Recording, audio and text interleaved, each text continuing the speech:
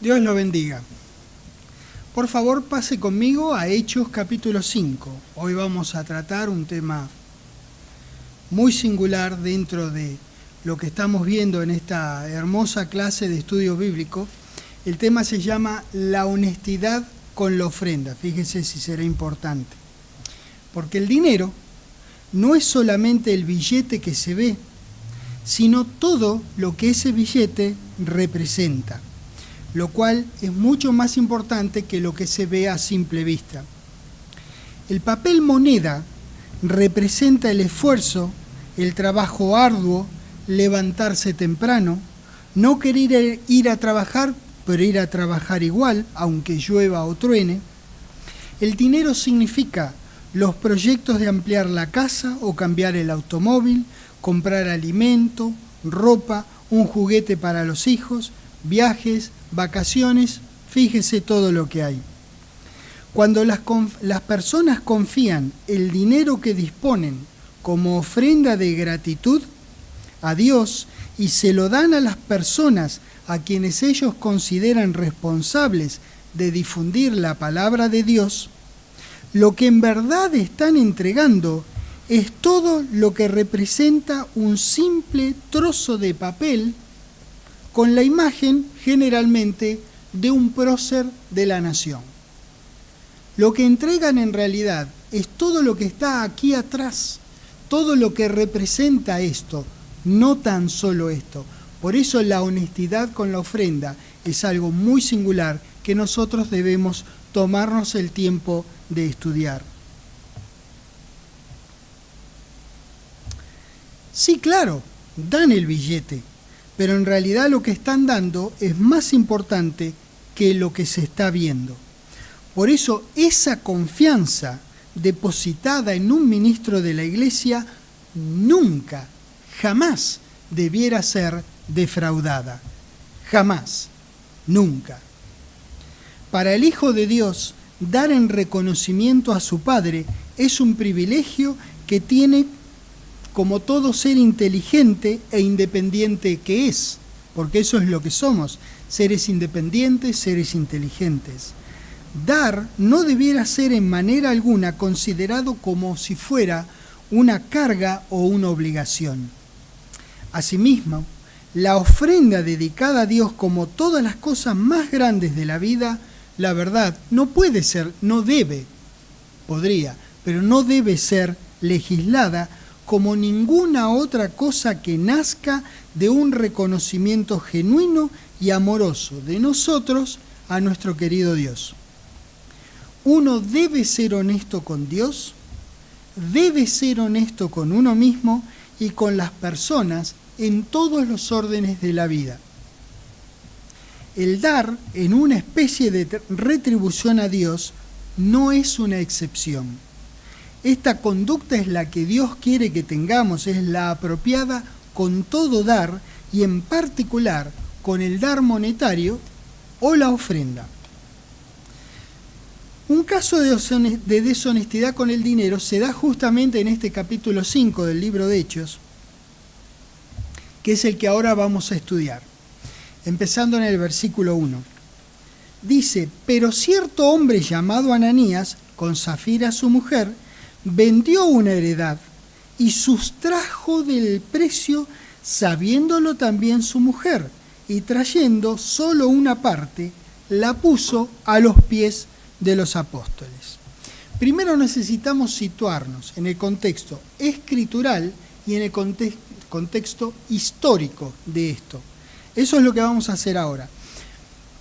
Vamos a estudiar qué es lo que viene antes del pero que nosotros acabamos de leer aquí cuando dice, pero cierto hombre Ananías. Hay algo arriba de ese pero que pone en contraste eso que dijo con lo que está por decir en el capítulo 5. Pero lo que hace es eso, tiene esa particularidad, es un conectivo que pone en contraste lo que dijo con lo que va a decir. Por eso nosotros necesitamos estudiar qué es lo que pasó antes para llegar a ese pero. Usted podrá estudiar tranquilamente en su casa el capítulo 3 y el capítulo 4 y ver lo que nosotros vamos a resumir aquí. A partir del versículo 3 del libro de Hechos se suceden una tras otra varias cosas positivas para difusión de la palabra de Dios. Y yo las resumo aquí, que usted podrá ver cuando estudie tranquilo esta enseñanza en su casa. Un cojo de nacimiento es sanado, Pedro y Juan son liberados de la cárcel, creyeron como 5.000 varones, continuaron enseñando en el nombre del Señor Jesucristo a pesar de las amenazas para callarlos. Pedro y Juan les dejaron en claro que seguirían haciéndolo. Fueron liberados y lo primero que hicieron fue orar por denuedo. Tenían todas las cosas en común, poder y gracia estaba sobre ellos, no había necesitados, ponían todo a disposición de los apóstoles. José, levita, vendió una propiedad, pero cierto hombre llamado Ananías, con Zafira su mujer, vendió una heredad, etcétera, etcétera. ¿Lo ve? Usted lo va a ver claramente, por eso nosotros no podemos tomarnos nuestro tiempo, por eso hice este resumen. Entonces, así como si fuera una catarata, la palabra de Dios da un marco, da la introducción del registro de Ananías y Zafira. El pero del versículo 1 pone en contraste lo que estaba ocurriendo tan positivamente entre todos los creyentes, con contraste contra lo que ocurriría con Ananías y Zafira. Antes de este registro, hay un detalle notable que quiero señalar, que dice que hay un tal José de sobrenombre Bernabé, quien era levita. Se lo quiero mostrar en el 4, total está cerquita de ahí. En el 4:36 dice: entonces José, a quien los apóstoles pusieron por sobrenombre Bernabé, que traducido es hijo de consolación, levita, natural de Chipre, recuerde, dijimos levita, natural de Chipre, como tenía una heredad, la vendió y trajo el precio y lo puso a los pies de los apóstoles. Bueno, dejando una marca aquí, por favor vayamos a Números capítulo 18. Génesis, Éxodo, Números 18. Porque el Antiguo Testamento documenta que los levitas no podían tener heredades, propiedades, no podían tenerlas, no les era permitido a ellos. Y acá estamos viendo que un levita natural de Chipre tenía una propiedad. Entonces queremos entender bien eso porque pone en contraste, entre otras cosas, esto con la actitud de Ananías y Zafira. Números 18, versículo 20. Y Jehová dijo a Aarón: de la tierra de ellos no tendrás heredad, ni entre ellos tendrás parte. Yo soy tu parte, le dijo Jehová, y tu heredad. Yo soy tu heredad en medio de los hijos de Israel. Y he aquí, yo he dado a los hijos de Leví, o sea, a los levitas, todos los diezmos en Israel por heredad, por su ministerio, por cuanto ellos sirven en el ministerio del tabernáculo de reunión. Y no se acercarán más a los hijos de Israel, no se acercarán más los hijos de Israel al tabernáculo de reunión, para que no lleven pecado por el cual mueran. Mas los levitas harán el servicio del tabernáculo de reunión, y ellos llevarán su iniquidad, estatuto perpetuo para vuestros descendientes, y no poseerán heredad entre los hijos de Israel. El estatuto era perpetuo, pero era parte de la ley. Y esta ley quedó abolida con Cristo, que dice que Cristo fue el fin de la ley. Junto con la ley se dio por terminado también el sacerdocio levita, de tal manera que este levita José había hecho lo incorrecto, considerándolo como el Antiguo Testamento. Y sin embargo, no había muerto, porque en un rato vamos a ver que sí murieron Ananías y Zafira. Es cierto que cambió la administración de inmediato en el día de Pentecostés, pero las personas tardamos mucho tiempo, más que Dios, para adaptarnos a la nueva circunstancia. De otro modo, no habría necesidad de que se mencione qué fue lo que hizo este levita con su, entre comillas, mala vida heredad. Digo mala vida porque él la tenía desde antes de Pentecostés. Y él era levita, supuestamente no podía tener propiedades. Versículo 24 dice: porque a los levitas he dado por heredad los diezmos de los hijos de Israel que ofrecerán a Jehová en ofrenda, por lo cual les he dicho, entre los hijos de Israel no poseerán heredad. Y habló Jehová a Moisés diciendo, así vas a hablar a los levitas, Moisés, y les dirás, cuando toméis de los hijos de Israel los diezmos que os he dado de ellos por vuestra heredad, vosotros presentaréis de ellos en ofrenda mecida a Jehová el diezmo de los diezmos. Y se os contará vuestra ofrenda como grano de la era y como producto del lagar. Ok, el pueblo de Israel podía tener eras y lagares, ellos no. Pero Dios le iba a contabilizar el 10% del 10% que le daban a ellos como si ellos lo hubiesen producido con sus eras o con sus lagares. ¿Lo ve? Iba a valer lo mismo que valía el diezmo de Israel. Ellos, del diezmo de Israel que les llegaba a ellos, de ahí ellos tomaban el 10% y lo ofrecían a Jehová. 28. Así ofreceréis también vosotros ofrenda a Jehová de todos vuestros diezmos que recibáis de los hijos de Israel, y daréis de ellos la ofrenda de Jehová al sacerdote Aarón. De todos vuestros dones ofreceréis toda ofrenda a Jehová, de todo lo mejor de ellos ofreceréis la porción que ha de ser consagrada. Y les dirás, cuando ofreciereis lo mejor de ellos, será contado a los levitas como producto de la era y como producto del lagar. Y lo comeréis en cualquier lugar, vosotros y vuestras familias, pues es vuestra remuneración por vuestro ministerio en el tabernáculo de reunión. El diezmo de las personas se utilizaba como remuneración por el servicio en el tabernáculo. Alguien tenía que hacer ese trabajo y las personas que recibían los beneficios de ello daban la 10ª parte de sus ingresos. Bueno, acá se cumple ese precepto que habíamos visto, que no hay que ponerle bozal al buey que trilla y que digno es el obrero de su salario o remuneración. Muy bien. 32. Y no llevaréis pecado por ello, cuando hubiereis ofrecido la mejor parte de él, y no contaminaréis las cosas santas de los hijos de Israel, y no moriréis. Bueno, Hechos 5, por favor, regresamos al Nuevo Testamento. Lo que hizo José, el levita, de Hechos 4, fue más bien sincerarse, diría yo. La administración acababa de cambiar y ya no era más necesario que él renunciara a tener heredad. Lo cierto es que la tenía y que la vendió. Recuerde que la administración inmediatamente anterior era la de Cristo, que duró relativamente muy poco, y justo antes regía la administración de la ley, en la cual los levitas no podían tener heredad. Jehová era su heredad. En este contexto de difusión de la palabra de Dios y del innecesario sinceramiento, si quieren, del levita, viene el pero del versículo 1 de Hechos capítulo 5. ¿Lo ven? Por eso era importante esta introducción.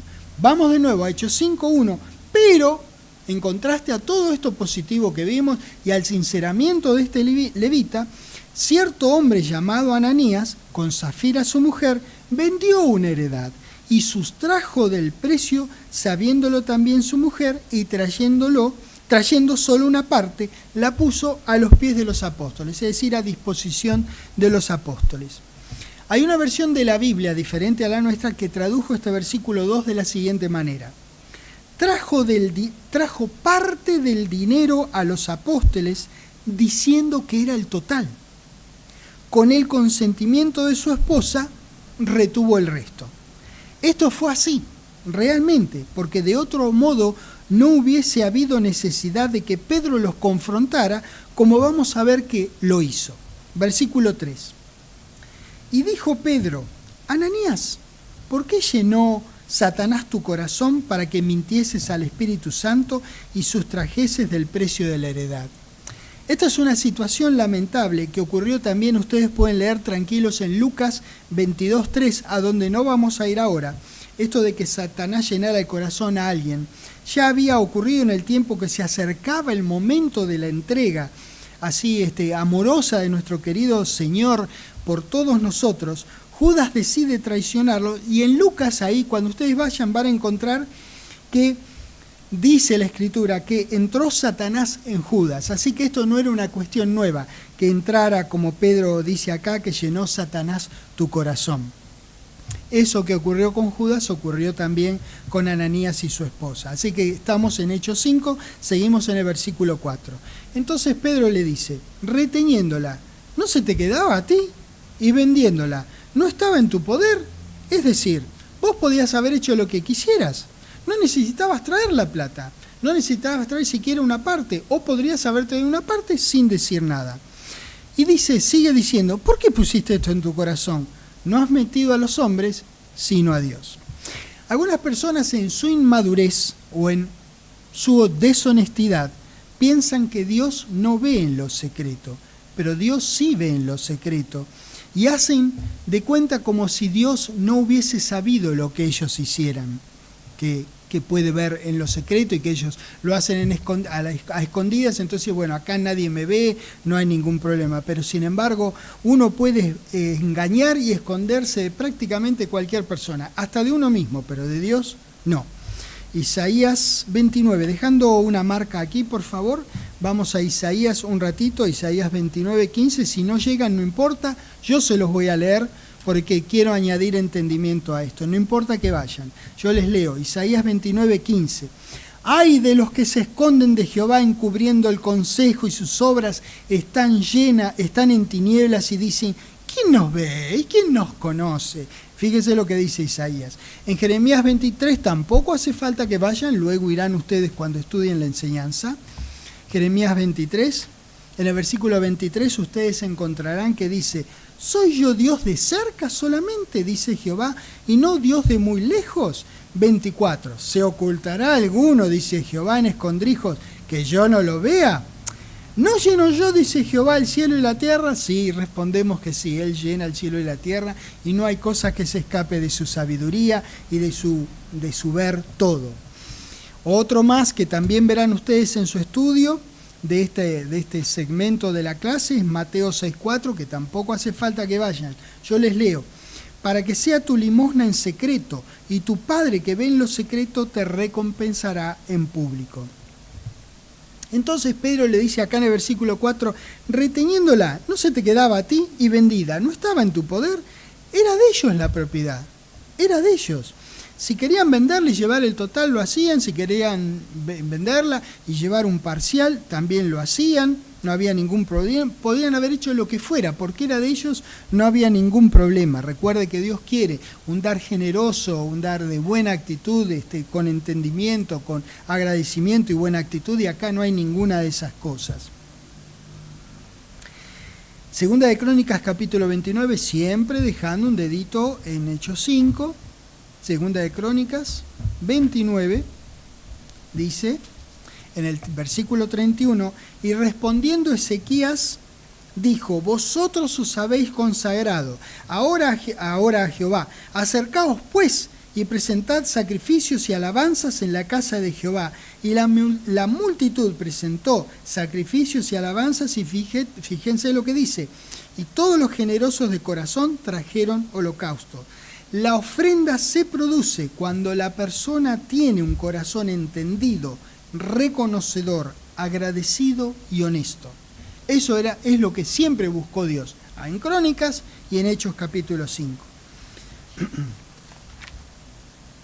Regresamos entonces a donde dejamos la marca, que yo no la dejé por otro lado, pero bueno, acá llegamos a Hechos 5 y seguimos en el versículo 5. Probablemente lo que Ananías y Zafira querían hacer era un show delante de sus hermanos en Cristo. Probablemente, digo. En el versículo 5 dice, al oír Ananías estas palabras, cayó y expiró, y vino un gran temor sobre todos los que lo oyeron. Hagamos un alto aquí y recalquemos varias cosas que son muy importantes. La primera es que Dios no mata a nadie, ya sea que ofrende o no, o que mienta o no. Ananías y su esposa habían metido a los apóstoles y habían pensado que estaban engañando a Dios. Esta no fue la primera pareja que lo engañó y le mintió a Dios, y ciertamente no será la última. De tal manera que lo único que hizo Pedro fue confrontarlo en su deshonestidad. Lamentablemente, Ananías, en lugar de arrepentirse y pedir perdón a Dios, muere. Lo mismo pasó con su mujer, quien fue cómplice en este intento de engaño y de mentira con su marido. ¿Lo ven? No es que cada persona que le miente o cada persona que sustrae de lo que trae y miente muere. Nada que ver, nada que ver. Estos ciertamente eran momentos muy especiales en la vida de la iglesia en el primer siglo, y es importante ver este registro en el contexto de los tiempos en que ocurrió. Siempre el dinero es un tema importante. Escuchen, presten atención, siempre. Siempre es un tema importante y es también sensible para las personas, pero aún más para Dios. Primera de Samuel capítulo 2. Es imprescindible que tratemos las cosas que pertenecen a Dios como su gente y la ofrenda que su gente da con gran santidad. Primera de Samuel 2. Versículo 12. Fíjense lo que dice aquí. Este es un registro del Antiguo Testamento. Recuerden que estamos estudiando la honestidad con la ofrenda. Versículo 12. Primera de Samuel 2, versículo 12. Los hijos de Elí eran hombres impíos y no tenían conocimiento de Jehová. En nuestra versión en castellano no aparece como en la versión inglesa, que ahora se las voy a leer porque es importante saber quiénes eran estos hijos de Elí. Dice en esta versión inglesa: los hijos de Elí eran hijos de Belial, no conocían a Jehová. A medida que transcurra el relato, nosotros vamos a ver la certeza de esta otra traducción. En cuanto a la carne y sangre, eran hijos de Elí. Por lo tanto, tendrían que haber escuchado mencionar, aunque sea mencionar a Jehová, ya sea de su padre o de sus vecinos, la gente con la que ellos habrían jugado a la pelota cuando eran chicos. La razón por la cual no conocían a Jehová era porque eran hijos de Belial, y ningún hijo del archienemigo de Dios conoce a Dios. Para ellos el único Dios, y lo ponemos con minúscula, que existe, es su padre, entre comillas, o sea, el padre de las tinieblas. Continuemos leyendo en el 13. Y era costumbre de los sacerdotes con el pueblo que cuando alguno ofrecía sacrificio, venía el criado del sacerdote mientras se cocía la carne, trayendo en su mano un garfio de 3 dientes, y lo metía en el perol, en la olla, en el caldero o en la marmita, y todo lo que sacaba el garfio, lo que fuera, el sacerdote lo tomaba para sí. De esta manera hacían con todo israelita que venía a Silo. Asimismo, antes de quemar la grosura, venía el criado del sacerdote y decía al que sacrificaba: da carne que asar para el sacerdote, porque no va a tomar de ti carne cocida, sino cruda. La querían cocinar como ellos querían. 16. Y si el hombre le respondía: no, mirá, primero quemá la grosura y después toma tanto como quieras, él le decía: no, dámela ahora mismo, de otro modo yo la tomaré por la fuerza. Fíjese qué desamorosos que eran, porque eran hijos de Belial, y esto se había transformado en una costumbre en Israel. Dice que era costumbre de los sacerdotes con el rey, como leímos en el versículo 13. Estas eran ofrendas a la fuerza, y la ley no daba esas indicaciones. Por eso el 16 dice: dámela o la tomo a la fuerza. Igual la voy a tomar. Si es el 11%, si es el 42%, no me importa. Yo meto el garfio y saco lo que saco. Y dámela, si no, listo. Así que estos estarían gordos de tanto robar las ofrendas, porque eso es lo que hacían, robaban las ofrendas. 17. Era pues muy grande, dice, delante de Jehová el pecado de los jóvenes, porque los hombres menospreciaban las ofrendas de Jehová. Fíjese que no decía las ofrendas de Israel, eran de Jehová, porque la gente se le entregaba por agradecimiento a Dios. Pecado es no hacer la voluntad de Dios. Y acá dice que grande delante de Jehová era el pecado de los jóvenes. Y cuando hay arrepentimiento, existe también el perdón de Dios. La Biblia muestra que genéricamente hay 2 clases de pecados: los perdonables y el imperdonable. Por eso, para que el versículo diga que era grande delante de Jehová, tenía que estar hablando de un pecado que era más grande que cualquier otro pecado. Era el imperdonable. Eran hijos de Belial. Ese es un pecado imperdonable, no puede ser remitido, ese es imperdonable. Por eso menospreciaban las ofrendas. En cualquier caso, vale la pena notar que menospreciar la ofrenda es pecado. Vio lo que acabo de decir, ¿no? Menospreciar la ofrenda es pecado. 18. Y el joven Samuel, maravilloso hombre de Dios, Samuel, era jovencito, estaba haciendo sus primeros pasos en el servicio en el templo, ministraba en la presencia de Jehová vestido de un efod de lino, y le hacía a su madre una túnica pequeña y se la traía cada año. Su mamá se llamaba Ana, cuando subía con su marido para ofrecer el sacrificio acostumbrado. Y Elí bendijo a Elcana y a su mujer diciendo: Jehová te dé hijo. Fíjese lo que le dice, de esta mujer en lugar del que pidió a Jehová.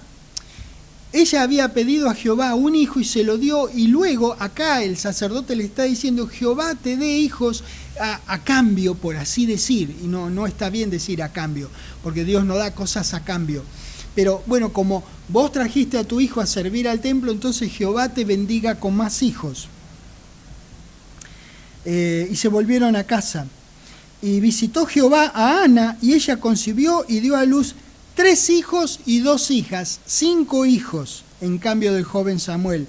Y el joven Samuel crecía delante de Jehová. Pero Elí era muy viejo, dice el 22, y oía de todo lo que sus hijos hacían con todo Israel, y cómo dormían con las mujeres que velaban a la puerta del tabernáculo de reunión. Lamentablemente, tristemente, damas y caballeros, no hay nada nuevo bajo el sol. Una deshonestidad siempre se suma a la otra, y hay luego una gran confusión, y empiezan a pensar de a poco que eso es lo correcto. Dios mío, qué locura. Bueno, pero esto era lo que esta gente pensaba. Si está destacado aquí esto es porque es importante. Esto estaba mal, pero lo más destacado en este registro es que menospreciaban las ofrendas, y claro está, caramba, eran hijos de Belial. 23. Y les dijo: ¿por qué hacéis cosas semejantes? Porque yo oigo de todo este pueblo vuestros malos procederes. No, hijos míos, porque no es buena la fama que yo oigo, pues hacéis pecar al pueblo de Jehová. Hacéis pecar al pueblo de Jehová. La ley daba instrucciones en cuanto a cómo proceder respecto de los hijos que eran así, contumaces y rebeldes. El caso aquí es que estos hijos de Elí, espiritualmente, eran hijos de Belial. Sin embargo, sus padres les habló livianamente: no está bien, malo el nene, no está bien lo que están haciendo, lo que yo escucho. No, eso es lo que hizo Elí con sus hijos. No los confrontó en su pecado, que según hemos visto era cosa grave, que él mismo reconoce en el versículo 25 que ahora leemos. Si pecare el hombre contra el hombre, los jueces le juzgarán. Mas si alguno pecare contra Jehová, ¿quién rogará por él? ¿Se dan cuenta? Pero ellos no oyeron la voz de su padre, lógicamente, porque Jehová había resuelto hacerlos morir. Siempre la culpa de Jehová en el texto. No es así. Ellos... No es que Jehová había resuelto hacerlos morir. Acá el pecado mayor no era contra hombres, sino contra Dios. Ellos estaban pecando contra los hombres, tomando de las ofrendas a la fuerza. Eso era, por así, entre comillas, reparable. En todo caso, si pedían perdón, con honestidad y haciendo un cambio de actitud de 180 grados. Pero ser hijo de Belial no es reparable. Eso no hay forma de modificarlo. En medio de esta desagradable circunstancia, el maravilloso Samuel iba creciendo y observando estas conductas nefandas de un mal supremo, así, tremendo, horrendo, horrible, una conducta tremenda, oscurísima. Él iba guardando estas cosas en su corazón y aprendiendo bajo la gracia y la tutela de Jehová. Claro, la forma que se expresa aquí, como vimos, haría pensar que el hecho de que murieran era resolución de Dios. Pero la verdad que sobresale en toda la Escritura, no tan solo en este registro, es que ellos habían traído sobre sí la inminente posibilidad de morir. Esta era gente impía y para ellos está reservado el mismo destino que el de su padre espiritual, destrucción absoluta. Ellos no serán contados en la resurrección de la gente de Dios, así que antes o después su destino está absolutamente e irremediablemente sellado para su mal por su propia conducta. Seguimos leyendo en el 26. Y el joven Samuel iba creciendo y era acepto delante de Dios y delante de los hombres. Y vino un varón de Dios a Elí y le dijo: así ha dicho Jehová, ¿no me manifesté yo claramente en la casa de tu padre cuando estaban en Egipto en casa de Faraón? Y yo le escogí por mi sacerdote entre todas las tribus de Israel para que ofreciese sobre mi altar y quemase incienso y llevase efod delante de mí, y di a la casa de tu padre todas las ofrendas de los hijos de Israel. Fíjese, aquí menciona el servicio del sacerdote en cuanto a la ofrenda de los hijos de Israel. Esta era la falla, la cuestión, la deshonestidad con la ofrenda. La gente no podía oponerse porque si lo hacía, de todos modos la tomaban por la fuerza. Ellos contaban nada menos que con la investidura del sacerdocio para hacerlo. Este es un abuso muy deshonesto que nunca debió haber ocurrido, y en el caso de ocurrir como aquí, debió haber sido confrontado duramente. Versículo 29 y seguimos leyendo. Hay todavía más jugo que sacar de este registro. ¿Por qué habéis hollado mis sacrificios y mis ofrendas que yo mandé ofrecer en el tabernáculo, y has honrado a tus hijos más que a mí? Dice este hombre por boca de, dice Jehová por boca de este hombre. Ofrecéndote y le has honrado a tus hijos más que a mí, engordándoos de lo principal de todas las ofrendas de mi pueblo Israel. 30. Por tanto, Jehová, el Dios de Israel, dice: yo había dicho que tu casa y la casa de tu padre andarían delante de mí perpetuamente. Mas ahora ha dicho Jehová: nunca yo tal haga, porque yo honraré a los que me honran y los que me desprecian serán tenidos en poco. Dios quitó el privilegio prometido, que era condicional, a Elí.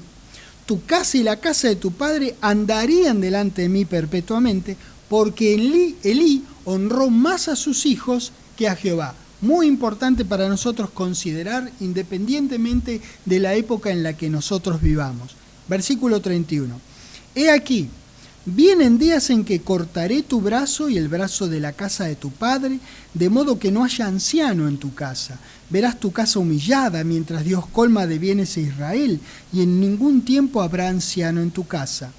El varón de los tuyos que yo no corte de mi altar será para consumir tus ojos y llenar tu alma de dolor, y todos los nacidos en tu casa morirán en la edad viril. Recuerden, no es que Dios iba a hacer esto, es como Él trajo sobre sí esta calamidad por semejante pecado que estaba ocurriendo en esos días bajo su tutela, bajo su gobierno del templo. 34. Y te será por señal esto, que acontecerá a tus dos hijos, Ofni y Finehés. Ambos morirán en un día, y yo me suscitaré un sacerdote fiel que haga conforme a mi corazón y a mi alma, y yo le edificaré casa firme y andará delante de mi ungido todos los días. Y el que hubiere quedado en tu casa vendrá a postrarse delante de él por una moneda de plata y un bocado de pan, diciéndole: te ruego que me agregues a alguno de los ministerios para que pueda comer un bocado de pan. ¡Wow! Los descendientes de Elí vendrían a buscar trabajo para comer en lugar de trabajar para servir y ministrar al pueblo. Fíjese lo grave que era a los ojos de Jehová esto. Es una locura. Servir a la gente de Dios era un privilegio que Elí y su descendencia ya no tendrían delante de Dios. Cada vez que se trate con las ofrendas, es imprescindible hacer las cosas honestamente delante de Dios y delante de los hombres. Esdras, por favor, capítulo 8.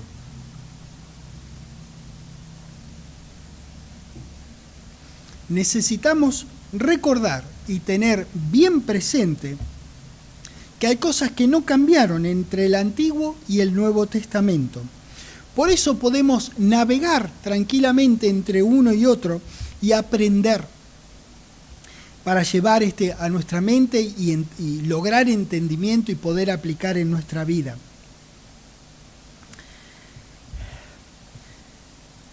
Algunas formas del dar cambiaron, pero no cambió el principio de dar para el trabajo para Dios.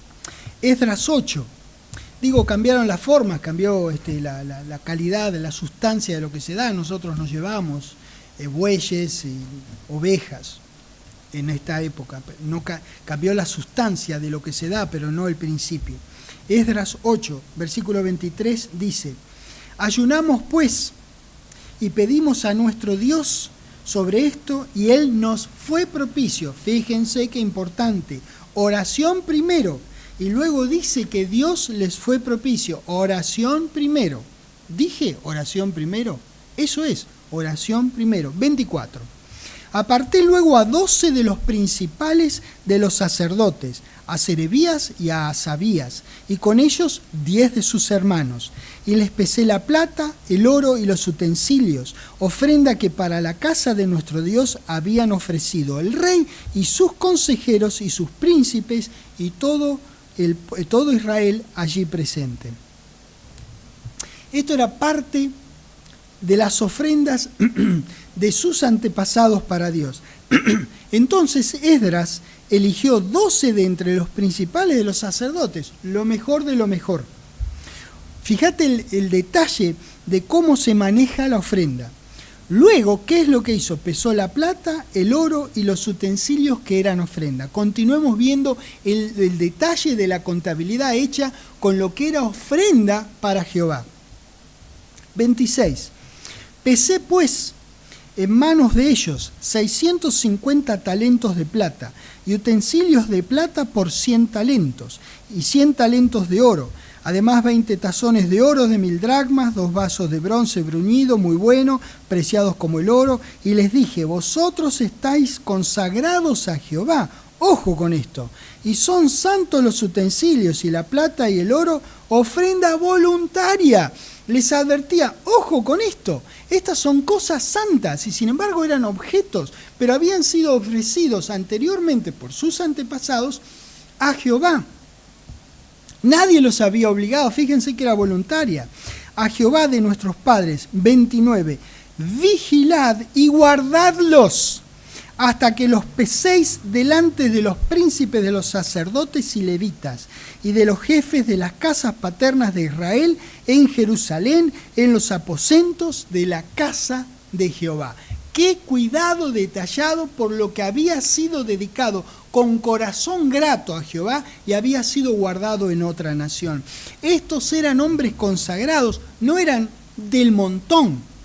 Y sin embargo, pesaron y anotaron lo que llevaban, porque era la ofrenda a Jehová. No pusieron una bolsa: che, agarrá, entra a meter todas las cosas y se las llevan en 3, 4, 5, 10 sacos o bolsas. Nada que ver. Ellos debían llevarlos, vigilarlos y guardarlos hasta que los pesaran de nuevo cuando llegaran a destino, es decir, a Jerusalén. Esto es maravilloso, todo este detalle.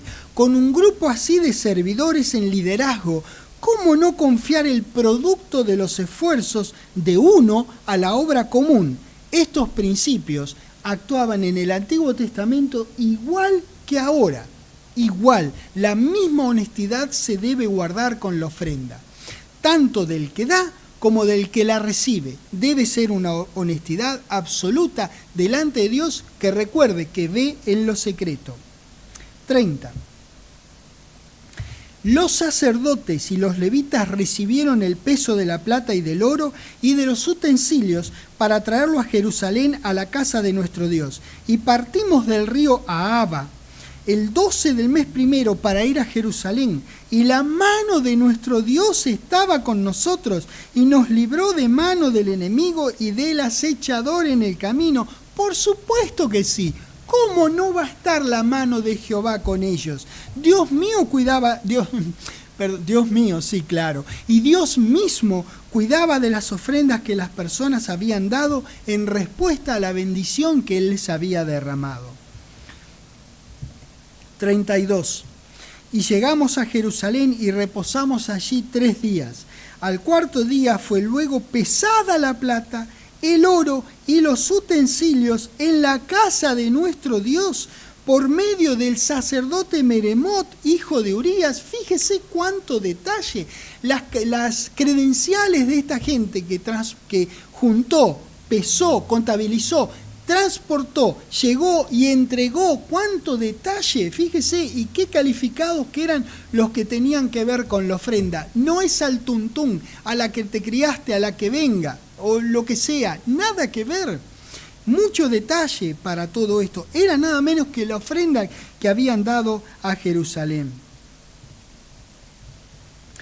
Meremot, hijo de Urías, y con él Eleazar, hijo de Finés, y con ellos Josabad, hijo de Jesúa, y Noadías, hijo de Binul, levitas eran, por cuenta y por peso se entregó todo, y se apuntó todo aquel peso en aquel tiempo, contabilidad de salida y contabilidad de entrada. ¡Qué tremendo que es esto! ¡Qué gran aprendizaje para nosotros! ¡Qué bárbaro! Llevaron una contabilidad exacta a la salida de las ofrendas y a la entrada, por cuenta y por peso. Cantidad de peso y peso, entregaron todo y apuntaron todo. Dios espera de nosotros honestidad con la ofrenda. No solamente de quien la recibe, sino también de quien la entrega. Ambas partes tienen que ser honestas delante de Dios. Pedro y los apóstoles en Hechos capítulo 5 tenían que ser honestos al recibir el dinero de los hermanos, pero también debieron haberlo sido Ananías y Zafira. Este cuidado detallado de las ofrendas no está confinado o encarcelado o encajado dentro de una caja al Antiguo Testamento. Dios no cambia, Dios quiere honestidad siempre. Por favor, 2 de Corintios capítulo 8.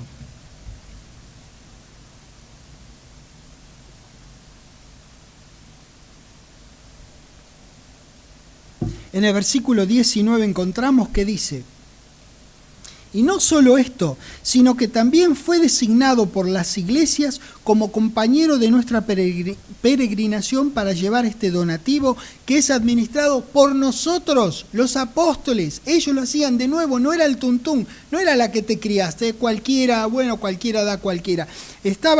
Ellos tenían que ver en eso, porque dice administrado por nosotros, para la gloria del Señor mismo y para demostrar vuestra buena voluntad. 20. Evitando que nadie nos censure en cuanto a esta ofrenda abundante que administramos, procurando hacer las cosas honradamente, no solamente delante del Señor, sino también delante de los hombres.